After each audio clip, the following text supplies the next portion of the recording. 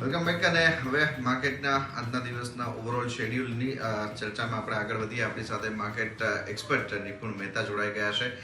નિપુણજી, સ્વાગત છે આપનું સીએનવીસી બજારમાં. અને સૌપ્રથમ તો એક પર્સપેક્ટિવ અહીંયા એ સમજવા માંગીશું, જે પ્રમાણે કોવિડ કેસીસ નો ટ્રેન્ડ આપણને ઘટતો દેખાયો છે, એને જોતા આ સપ્તાહ દરમિયાન આપણે જોઈએ તો માર્કેટના રિએક્શન આપણને ખાસા પોઝિટિવ બિલ્ટઅપ થતા દેખાયા છે. આપ આને કેવી રીતના રીડ કરો છો, સર? વિક્રમ, ક્લિયરલી જે ડોમેસ્ટિક કોવિડ કેસીસ છે કે ગ્લોબલ કોવિડ કેસીસ છે, એને નંબર ઓફ કેસીસ ઘટતા હોય એને કારણે ક્લિયરલી લોકડાઉન્સ જે ઘણા બધા રાજ્યોમાં અનાઉન્સ કરેલા છે એ ઓછા થવાની આશા છે. ગ્લોબલી જે લોકડાઉન્સ ઘણા દેશોએ અનાઉન્સ કર્યા છે એમાં ગ્રેજ્યુઅલી આપણે ઢીલ આવતા જોઈએ છે, અને એને કારણે overall economy back to normal આવે ગ્રેજ્યુઅલી, ધીરે ધીરે આગલા 2 થી 3 મહિનામાં, એવી આશા રાખીને માર્કેટ્સ ઓવરઓલ પોઝિટિવ રહી રહ્યા છે. આઈ થિંક ક્લિયરલી જે ઘણા એક્સપોર્ટ ઓરિએન્ટેડ કંપનીઝ હતી, જેમાં યુરોપ અને યુએસના લોકડાઉનને કારણે એ લોકોને એક્સપોર્ટ્સ થોડા કે ઓર્ડર્સ ઇમ્પેક્ટ થયેલા, એ ગ્રેજ્યુઅલી બેક ટુ નોર્મલ કે એની આશા ઉપર કે ગ્રેજ્યુઅલી લોકડાઉન ઓછા થશે, એના કારણે આગલા ત્રિમાસિકમાં એમાં ઇમ્પ્રુવમેન્ટ આવશે. એટલે ગ્રેજ્યુઅલી આઈ થિંક એક પોઝિટિવ સેન્ટિમેન્ટ બનતું જાય છે કે જે હમણાં લોકડાઉન આપણે જોયું કે વધતા કેસીસ જોયા, એનો ઇમ્પેક્ટ જૂન ક્વાર્ટરમાં તો જરૂર કદાચ આવશે, પણ એના પછીના ક્વાર્ટર્સમાં કદાચ એટલો ઇમ્પેક્ટ નહીં આવે. એ જ ક્લિયરલી માર્કેટ્સને પોઝિટિવ સેન્ટિમેન્ટ નો સપોર્ટ આપી રહ્યું છે. ત્યારે નિપુણ સર, જે રીતે આપણે જોઈ રહ્યા છે, અત્યાર સુધી અમુક સેક્ટર્સ જે નિગ્લેક્ટેડ હતા અથવા તો સાઇડવેઝ ચાલી રહ્યા હતા, એમાં ખાસ કરીને QSR હોય કે જે મલ્ટીપ્લેક્સીસ છે, ઇવન લોજિસ્ટિક કાઉન્ટર્સ, આ બધા સાઇડવેઝ ચાલી રહ્યા હતા, ત્યાં અચાનક ટ્રેક્શન રહ્યું છે. તમને લાગે છે આ નેગેટિવિટીનો ફાયદો લેવો જોઈએ, એટલે કે ઘટાડાનો ફાયદો લેવો જોઈએ રોકાણ માટે? I think Nisha, you right.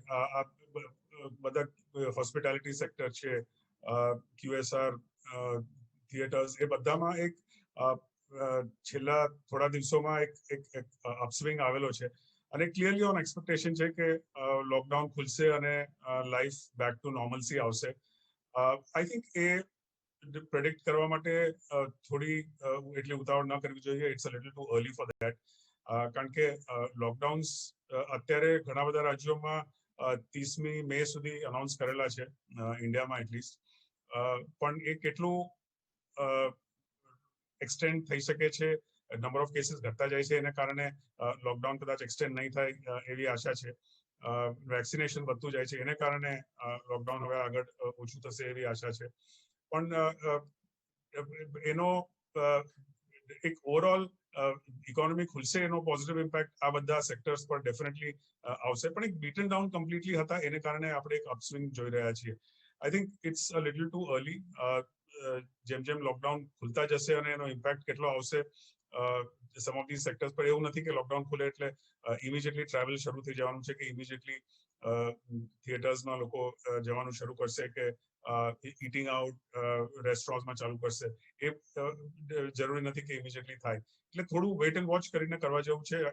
આ બધા સેક્ટર્સ જે સાઇડવેઝ મૂવ કરી રહ્યા હતા, જેમાં અપસ્વિંગ આવ્યો છે, એમાં થોડું વેટ એન્ડ વોચ કરીને પછી ઇન્વેસ્ટ કરવા જેવું છે.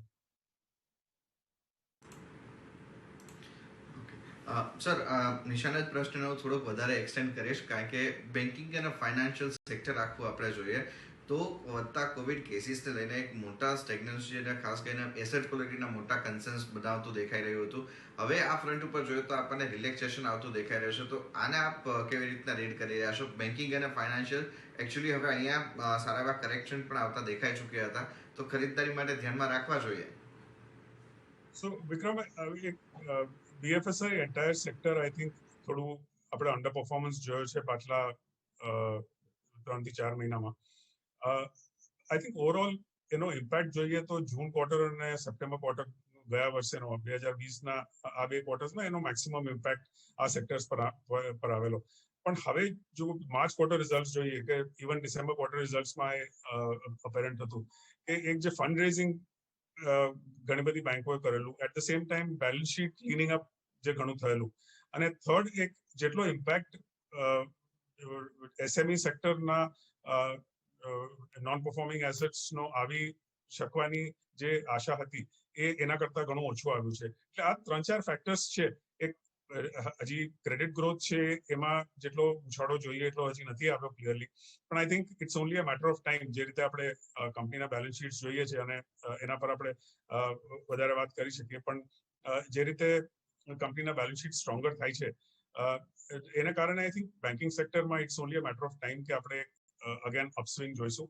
હા, I think microfinance sector છે એમાં કદાચ એટલી જ ઝડપીથી કદાચ અપસ્વિંગ ન આવે, કારણ કે જેમાં રિકવરી રૂરલ સેક્ટરમાં કે લેન્ડિંગ છે કે રિકવરી છે બંને છે એ રૂરલ સેગમેન્ટમાં કેટલું તરત પાછું આવી શકે છે અને એમાં રિકવરી સારી થઈ શકે છે એ જોવાનું રહેશે.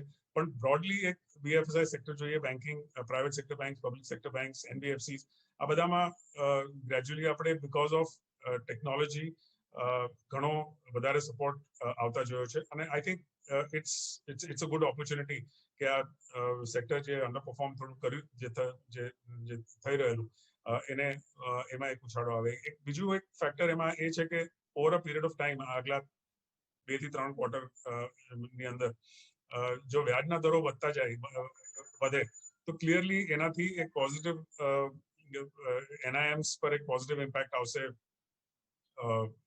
બેંકના રેવન્યુઝ પર અને પ્રોફિટેબિલિટી પર, એનઆઈએમ્સ પર clearly. So I think that's another factor જેમાં જે બેન્કિંગ સ્પેસને એક સપોર્ટ કરશે. So I would be very positive on the entire banking space, બંને private sector, public sector banks as well. અને બેલેન્સ શીટ જે ક્લીન અપ થયું છે પબ્લિક સેક્ટર બેંક્સમાં પર્ટિક્યુલરલી, એને કારણે there should be a good base જેનાથી એમાં અપસ્વિંગ આવી શકે છે. તો ત્યારે જ ઓટો સેક્ટરને આપ કઈ રીતે મળવો છો? એ પણ એક ગ્રોથ ઇન્ડિકેટર છે અને અત્યારે આપણે જોઈ રહ્યા છે ફરી પાછા જે નંબર સુધર્યા છે કોવિડ પેશન્ટ્સના, એના થકી એક હોપ્સ ક્રિએટ થયા છે. પણ તમને લાગે છે ફરી પાછી એટલી ઝડપે આ રિકવરી આ સેક્ટરમાં આવી શકશે? અને ઓટો કરતાં ઓટો રિપ્લેસમેન્ટ માટેમાં જે ઓટો ઇન્સ્યુલરી સેગમેન્ટ છે ત્યાં રિપ્લેસમેન્ટ માર્કેટને ધ્યાનમાં રાખીને વ્યૂ લેવો જોઈએ. So I think Nisha, clearly auto space છે એને ઇમ્પેક્ટ ડેફિનેટલી આવ્યો છે લોકડાઉન્સને કારણે, સેકન્ડ વેવને કારણે, એન્ડ મોર પર્ટિક્યુલરલી જે રો મટીરિયલ કોસ્ટ જે વધી છે, કોમોડિટી પ્રાઇસીસ, મેટલ પ્રાઇસીસ આટલા વધ્યા, ગ્રેજ્યુઅલી પેઇન્ટ પ્રાઇસીસ પણ વધી રહ્યા છે, એને કારણે જે ઓવરઓલ કોસ્ટ પર ઇમ્પેક્ટ આવેલો છે, એને કારણે કદાચ માર્જિન પર પણ ઇમ્પેક્ટ આપણે ઓલરેડી જોયો છે માર્ચ ક્વાર્ટરમાં, અને આગલા ક્વાર્ટરમાં, આગલા 1 થી 2 ક્વાર્ટરમાં પણ એનો ક્લિયરલી માર્જિન્સ પર ઇમ્પેક્ટ આવી શકે છે. પણ ઓવરઓલ ડિમાન્ડ આપણે જોઈએ તો લાસ્ટ 2 થી 3 મહિનામાં, માર્ચ ના મંથમાં, એપ્રિલના મંથમાં આપણે એક લોઅર વોલ્યુમ્સ જોયા. મેના મહિનામાં તો મેમાં ક્લિયરલી એક લોઅર વોલ્યુમ્સ આવશે because of lockdowns virtually all across. પણ આઈ થિંક આગળ જઈને volume improvement specific segments of ઓટોઝમાં આવી શકે છે, ટુ વ્હીલર્સમાં આવી શકે છે, પેસેન્જર વ્હીકલ્સમાં કદાચ હજી એટલો પોઝિટિવ ઇમ્પેક્ટ ના આવે. ટ્રેક્ટર સેલ્સ પર it will depend clearly rural સ્પેસીસમાં કેટલું વેક્સિનેશન થાય છે અને રૂરલ ઇકોનોમીમાં કેટલો ઇમ્પેક્ટ આવે છે. કમર્શિયલ વ્હીકલ્સમાં થોડો ઇમ્પેક્ટ જરૂર આવેલો છે. આપણે એપ્રિલ મંથના વોલ્યુમ્સ જોઈએ તો મેમાં પણ ક્લિયરલી એનો ઇમ્પેક્ટ આવેલો છે. એટલે એક turnaround in terms of volumes, in terms of demand આવતા હજી એક ક્વાર્ટર જઈ શકે છે. પણ ક્લિયરલી એના કારણે જે રિપ્લેસમેન્ટ ડિમાન્ડ છે એના પર, કે ઓટો એન્સિલરી જે ખાસ કરીને રિપ્લેસમેન્ટ ડિમાન્ડને કેટર કરી રહ્યું છે, કે પછી એક્સપોર્ટ માર્કેટને કેટર કરી રહ્યું છે, એમાં ક્લિયરલી ઓવરઓલ રિઝલ્ટ પર ઇમ્પેક્ટ ઓછો આવે એવું લાગી રહ્યું છે. આપણે ઇનિશિયલ રિઝલ્ટ માર્ચ ક્વાર્ટરના જોયા, એમાં આ બધાનો ઇમ્પેક્ટ ડેફિનેટલી આવ્યો છે. જૂન ક્વાર્ટરમાં પણ આવશે. પણ આગળ જઈને વી would be a little cautious as far as the auto space is concern, અને સિલેક્ટિવલી ડિમાન્ડ જ્યાં ઇમ્પ્રુવ થાય એવું લાગે છે, લાઇક ઇન ટુ વ્હીલર્સ, એના પર ફોકસ વધારે કરી શકાય છે. તો આ એક પર્સપેક્ટિવ આપણને જે કન્ઝમ્પશન રિલેટેડ એક્શન આવતા દેખાઈ શકે એના માટેનો છે. સર, સાથે એક પાછું જે વિદેશી ફંડ ફ્લો છે એના ઉપર આપણું સમજવા માંગીશું. એફઆઈએસની આપણે એક સારી એવી વેચવાલી રિસેન્ટ ટાઈમની અંદર જોઈ છે, પણ સામે આપણા ડોમેસ્ટિક ઇન્સ્ટિટ્યુશન્સ તરફથી ઘણી સારી એક ખરીદદારીના આંકડા પણ દેખાયા છે, અને ક્યાંક ને ક્યાંક આપણા માર્કેટ એ ટર્મ્સની અંદર હવે આપણને મેચ્યોર થતા દેખાઈ રહ્યા છે કે એફઆઈએસની વેચવાલીની અંદર પણ આપણે કોઈ મોટા ડાઉનફોલમાં નથી વધતા. તો અહીંયા આપનું સર પર્સપેક્ટિવ શું બની રહ્યો છે? આપણે આ ફંડ ફ્લો કેવી રીતના ફરી પાછા પોઝિટિવ ટર્ન અરાઉન્ડ થતા જોઈશું? આપણે મિક્સ્ડ એફઆઈ ફ્લોઝ જોયા છે પાછલા એક મહિનામાં, તો ઘણા નેગેટિવ ફ્લોઝ જોયા, પણ એક ઇન્ટરમિટન્ટલી પોઝિટિવ ફ્લોઝ વચ્ચે ક્લિયરલી આવી જાય છે. Shows a degree of uncertainty. I think જે રીતે ડોલરની મુવમેન્ટ, કરન્સી મુવમેન્ટ થઈ રહી છે અને ડોલર થોડો વીક થઈ રહ્યો છે, એને કારણે પણ એક ગ્રેજ્યુઅલ ટર્નઅરાઉન્ડ થવાની આશા છે કે એફઆઈ ફ્લોઝ ટર્નઅરાઉન્ડ થશે. બ્રોડલી આઈ થિંક ડોમેસ્ટિક ઇન્સ્ટિટ્યુશનમાં કે ડોમેસ્ટિક સેવિંગ્સ જેટલા વધ્યા છે, અને એને કારણે ડોમેસ્ટિક ઇન્સ્ટિટ્યુશન્સ પાસે જે લિક્વિડિટી વધી છે, ઇન્સ્યોરન્સ કંપનીઝ હોય કે પછી મ્યુચ્યુઅલ ફંડ્સ હોય, એ એક ઘણો મોટો સપોર્ટ રહ્યો છે આવા સમયમાં જ્યારે પણ ફોરેન ઇન્સ્ટિટ્યુશન્સે વેચવાલી શરૂ કરી છે. બ્રોડલી આઈ થિંક ઇન્ડિયન માર્કેટ્સની maturity, whether Indian retail investors હોય, એચએનઆઈ ઇન્વેસ્ટર્સ હોય કે પછી ડોમેસ્ટિક ઇન્સ્ટિટ્યુશન્સ હોય, એમાં એક બ્રોડલી લિક્વિડિટીની સ્ટ્રેન્થ આપણે ક્લિયરલી આવતા જોયું છે, એટલીસ્ટ એન્ટાયર કોવિડના period, pandemic period. And that's a serious positive. જે રીતે આપણે આઈપીઓઝ માટે ઓવરઓલ રિસ્પોન્સ જોયો છે, both from domestic as well as domestic institutions as well as domestic investors, બધા ડોમેસ્ટિક ઇન્વેસ્ટર્સ માટે. All these are positive indicators, but I think overall FII flows will reverse. Gradually, આપણે positive flows આવતા જોઈશું. In fact, the surprising part, Vikram, I would point out is પાછલા 10 થી 15 દિવસમાં જોઈએ તો certain figuresમાં both domestic and foreign institutionsની વેચવાલીના figures હતા for 2 or 3 consecutive days, which was after a very long time. ઘણા વખત પછી બંને ડોમેસ્ટિક અને ફોરેન ઇન્સ્ટિટ્યુશનના નેગેટિવ ફિગર્સ આવેલા. Now of course that is turned around અને આપણે positive flows જોઈએ છે, but our sense is that foreign flows will come back sooner than later. તો નિપુણ સર, અત્યારે તમે ક્યાં વ્યૂ ધરાવી રહ્યા છો? કયા સેક્ટર્સ કે તમને લાગે છે અત્યારે સારા વેલ્યુમાં પણ મળી રહ્યા છે અને ત્યાં અત્યારે રોકાણ કરવી જોઈએ? So I think સેક્ટર્સની વાત કરીએ તો ક્લિયરલી અત્યારે બેન્કિંગ સ્પેસમાં અત્યારે જેટલા વેલ્યુએશન્સ નીચે આવ્યા છે કે પછી ધીરે ધીરે વધારે એટ્રેક્ટિવ થતા જાય છે, એને કારણે આપણે બેન્કિંગ પર ક્લિયરલી ધ્યાન આપી શકાય છે, બંને both private sector and public sector banks. I think broadly ફાર્મામાં આપણે એક સારો અપસ્વિંગ જોયો છે, પણ આગળ હજી પણ ફાર્મામાં પોટેન્શિયલ ક્લિયરલી દેખાય છે. એક જે ફોકસ વર્ષ 1.5 વર્ષ પહેલા જે ફક્ત યુએસ એફડીએ ઇશ્યુઝ પર હતો, એક ક્લિયરલી ફોકસ ચેન્જ થઈને joint ventures, newer products, ANDAs, newer geographies, એ બધા પર ફોકસ શિફ્ટ થયો છે, ડોમેસ્ટિક ડિમાન્ડ પર શિફ્ટ થયો છે. ઓવરઓલ જે જેટલું હેલ્થકેરનું સ્પેન્ડિંગ પર આપણે વધારે જોયું છે, એને કારણે ઓવરઓલ ફાર્મા એન્ડ હેલ્થકેર સ્પેસમાં છે, એમાં ક્લિયરલી આગળ જઈને પણ હજી પણ we are seeing an upswing as far as growth and profitability is concerned. So that is another space. Mid cap IT માં our senses આપણે સારો ડિમાન્ડ અપસ્વિંગ જોયું છે. એક બ્રોડલી વાત કરીએ તો નિશા, આઈ થિંક આપણે જે ઘણા બધા બેલેન્સ શીટ્સ છે એમાં જે કેશ ફ્લોઝ જોયા છે કે પ્રોફિટેબિલિટી જોઈ છે, એને કારણે ડીલેવરેજિંગ થયું છે. I think the story of 2020-21 એક એ જોવી જોઈએ કે જે બેલેન્સ શીટ્સમાં ડીલેવરેજિંગ થયું છે, કેશ ફ્લોઝ થયા છે અને ઓપરેટિંગ એફિશિયન્સીઝ આવી છે, અને એને કારણે જે એક્સપેક્ટેડ ક્રેડિટ ગ્રોથ છે આગળ જઈને કે એક્સપેક્ટેડ કેપેક્સ છે, એ એક મોટું ટર્નઅરાઉન્ડ છે પાછલા 5 વર્ષની સ્ટોરી અગર જોઈએ તો કોર્પોરેટ સેક્ટરની. અને એને કારણે જે અર્નિંગ્સ અપસ્વિંગ આવેલું છે, લોઅર ઇન્ટરેસ્ટ કોસ્ટ આવેલી છે, અને જે એડિશનલ કેપેસિટીઝ જે કંપનીઝ સેટઅપ કરવાની ટ્રાય કરી રહ્યા છે એ સેક્ટર્સ પર વધારે ફોકસ કરવાની જરૂર છે, કારણ કે ત્યાં clear visibility of future growth, subsequent growth A clearly દેખાઈ રહ્યું છે. એન્ડ સ્ટ્રોંગર બેલેન્સ શીટ્સને કારણે ability to have to grow in the future and ability to invest for the future એ ઘણું બદલાઈ ગયું છે. એટલે એ બધા સેક્ટર્સ પર ક્લિયરલી ફોકસ કરવા જેવું છે. અને એમાં સિમેન્ટ પણ આવે છે, એમાં ફાર્મા પણ આવે છે, એમાં મિડ કેપ આઈટી પણ આવે છે, બેન્કિંગ પણ આવે છે. And I think to a degree the biggest deleveraging story probably is the metal story. જેટલું આપણે ડિલેવરેજિંગ અક્રોસ એન્ટાયર મેટલ સ્પેસ જોયેલું છે, જે પાછલા 10 થી 12 વર્ષમાં જે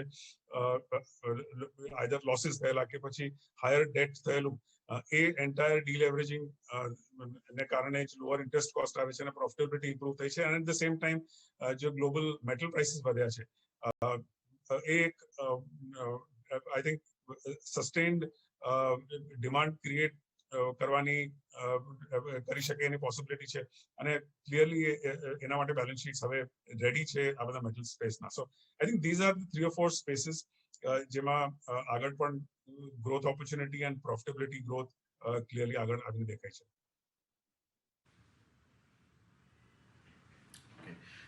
સર, એક બીજું પર્સપેક્ટિવ સમજવા માંગીશું ઇકોનોમિક ફ્રન્ટ ઉપર. હવે જો આપણે અહીંયા કોવિડ કેસીસ જેમ મોટા શહેરોની અંદર આપણા ઓછા થતા દેખાઈ રહ્યા છે, અને ફરીથી હવે રિસ્ટ્રિક્શન્સ છે એ કદાચ સ્ટેટ વાઇડ આપણને ઓછા થતા દેખાશે, તો એને લઈને જે ગ્રોથ અને રિકવરી માટેની આપણે એક્સપેક્ટેશન જે મૂકી રહ્યા છે, એને જોતા Q1 ની અંદર આપ કેવી રીતની ઇમ્પેક્ટ જોવો છો? કારણ કે પહેલા એવું હતું કે Q1 ની અંદર આપણને થોડો આઉટલુક એ હતો કે કદાચ આંકડાઓ ખરાબ રહેતા દેખાશે, પણ હવે Q1 માટેની એક્સપેક્ટેશન પોઝિટિવ ટર્ન કરી શકાય? So Vikram, I think rather than generalizing, I think specific sectorsમાં ધ્યાન આપવું પડશે. ઓવરઓલ આપણે ઓટોમોબાઈલ સેલ્સ જોઈએ તો એમાં એક ઘટાડો આવ્યો છે. અગર પાવર સ્પેસ જોઈએ ફોર એક્ઝામ્પલ, તો એમાં એક વધારો થયો છે. Better utilisation of power has happened, higher utilization of power. E-way bills no data જોઈએ તો broadly compared to pre-COVID times 120-125% પર આપણે ઓપરેટ કરી રહ્યા છીએ. મે મહિનામાં થોડો એક ફોલ આવ્યો છે, પણ બ્રોડલી એપ્રિલ મહિના સુધી આપણે એક અપસ્વિંગ જોયેલું. ઓવરઓલ જીએસટી કલેક્શન્સ છે, indirect taxes, direct taxes collection છે, એમાં ઇમ્પ્રુવમેન્ટ છે. સ્પેસિફિક સેક્ટર વાઇઝ જોઈએ તો ક્લિયરલી લાઈક આઈ સેડ ઓટોઝમાં વોલ્યુમ્સમાં ઘટાડો આવ્યો છે. એટલે I think one will need to be sector specific, અને સેક્ટર્સમાં પણ એક ઇન્ડિવિજ્યુઅલ કંપનીઝને કેટલો ઇમ્પેક્ટ થયો છે ડિપેન્ડિંગ ઓન કયા રાજ્યમાં, કયા સ્ટેટમાં એ લોકેટેડ છે અને એ સ્ટેટમાં લોકડાઉન થયું છે કે નહીં. આપણે બ્રોડલી એક પ્રોડક્શન કટ્સ કે મેન્ટેનન્સ લોકડાઉન્સ કે એ રીતે કંપનીઝને અડોપ્ટ કરતા જોયું છે ટુ એન્શ્યોર દેટ લોકડાઉનનો ઇમ્પેક્ટ ઘણો લિમિટેડ થાય. એટલે એને કારણે જેટલો ઇમ્પેક્ટ જૂન ક્વાર્ટરમાં આવી શકે એનાથી કદાચ ઓછો આવશે, પણ broadly I think sectorally speaking June ક્વાર્ટરમાં સ્પેસિફિક સેક્ટર્સમાં ડેફિનેટલી ઇમ્પેક્ટ આવશે in comparison to March quarter, but that could be temporary. અને જેટલો આપણે otherwise upswing in either of E-way bills કે જીએસટી કલેક્શન્સ જોયું છે, એના ઇન્ડિકેશન પરથી લાઈક આઈ સેડ સિલેક્ટિવલી જૂન ક્વાર્ટરમાં ઇમ્પેક્ટ આવી શકે, પણ I think turnaround for September and December quarter would be it's too early to say, depending on કઈ રીતે sustained basis પર cases controlમાં રહે છે. પણ I think broadly speaking September and December quartersમાં આનો એક overall positive impact entire corporate spaceમાં કે corporate earningsમાં આવી શકે છે. એની સાથે સર એક બીજું પર્સપેક્ટિવ એ સમજવા માંગીશું કે માર્કેટનો અત્યારે મૂડ જે આપણને દેખાઈ રહ્યો છે એ મેઇનલી અત્યારે કોવિડ કેસીસના ઉપર ડ્રીવન થતો દેખાઈ રહ્યો છે. આપણે ગ્લોબલ ક્યુઝને અત્યારે થોડાક સાઇડલાઇન કરી દીધા છે. આપનો મત અહીંયા ગ્લોબલ માર્કેટના સિનારીઓમાં શું બનતો દેખાયો છે? જે પ્રમાણે ઇન્ફ્લેશન વરીઝ થોડા ઘણા અંશે આવતા દેખાયા હતા, એને જોતા કોઈ ઇન્ફ્લેશનરી પ્રેશર કે પછી ઇન્ટરેસ્ટ રેટનું પ્રેશર આવતું દેખાય એવી સંભાવના ખરી? So Vikram, I think અત્યારે ક્લિયરલી ગ્લોબલી ફક્ત લિક્વિડિટી એક વસ્તુ છે જેને કારણે આપણે માર્કેટ્સને સપોર્ટ જોઈ રહ્યા છીએ. ફેડ તરફથી એની ઇન્ડિકેશન આપણે જોયું છે કે જ્યારે બી કોઈક એક ઇન્ડિકેશન બ્રોડ ઇન્ડિકેશન પણ આવ્યું છે, વેધર ફાઇનાન્સ સેક્રેટરી યુએસ ના હોય કે પછી ફેડ તરફથી કોઈ ઇન્ડિકેશન ઇન્ટરેસ્ટ રેટ હાઇક ના જ્યારે પણ એક સ્ટેટમેન્ટ જોયા છે ત્યારે એક ગ્લોબલ માર્કેટ્સ પર ઇમ્પેક્ટ આવ્યો છે. એટલે એક વન ઇમ્પોર્ટન્ટ ફેક્ટર કે ઇન્ટરેસ્ટ રેટ્સ કઈ રીતે કેટલા હાઇક કરી શકે કે ફેડનું સ્ટેટમેન્ટ કઈ રીતે આવે છે, weather it is any indication. અત્યારે ઇન્ડિકેશન એમ ક્લિયરલી છે કે 2021માં તો ઇન્ટરેસ્ટ રેટ વધશે નહીં. 2022માં પણ એ લોકોએ ઇન્ડિકેશન આપ્યા છે કે એટલીસ્ટ ફર્સ્ટ હાફમાં કદાચ ઇન્ટરેસ્ટ રેટ્સ ન વધે, પણ એની ઇન્ડિકેશન કે લિક્વિડિટી ઓછી કરવાની કોશિશ કરે છે સેન્ટ્રલ ગવર્મેન્ટ, એનાથી એક ગ્લોબલ માર્કેટ્સ પર ઇમ્પેક્ટ આવશે. એટલે ઇન્ફ્લેશનનો એટલી ફિયર ગ્લોબલ માર્કેટ્સમાં નથી જેટલી ઇન્ટરેસ્ટ રેટ્સ ઇન્ક્રીઝની કે પછી લિક્વિડિટી રિડક્શનની જેટલી ફિયર્સ છે. એ ક્લિયરલી એક બે ફેક્ટર રહેશે જેના કારણે ગ્લોબલ માર્કેટ્સને એક ઇમ્પેક્ટ આવી શકે છે. I think overall in terms of economic growth આપણે ઘણો સારો ઇકોનોમિક ગ્રોથ જોયો છે globally, not just for the March quarter or June ક્વાર્ટરમાં એક લોઅર બેઝ પર આવશે એના કારણે એક ગ્રોથ આપણને દેખાઈ શકે છે કે આપણે જોયો છે. પણ I think broadly in comparison two pre Covid times આપણે સારો ઇકોનોમિક ગ્રોથ ગ્લોબલી જોયો છે. And clearly that is due to lower interest rates and higher liquidity. એટલે આ બે ફેક્ટર્સ ક્લિયરલી ગ્લોબલ ઇકોનોમી માટે અને ગ્લોબલ સ્ટોક માર્કેટ માટે ઘણો મોટો ઇમ્પેક્ટ કરશે.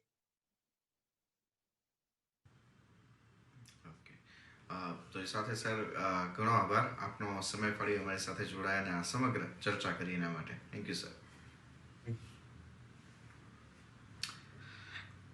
તો એ સાથે જ માર્કેટ માસ્ટરની આ રજૂઆતમાં અત્યારે બસ આટલું જ.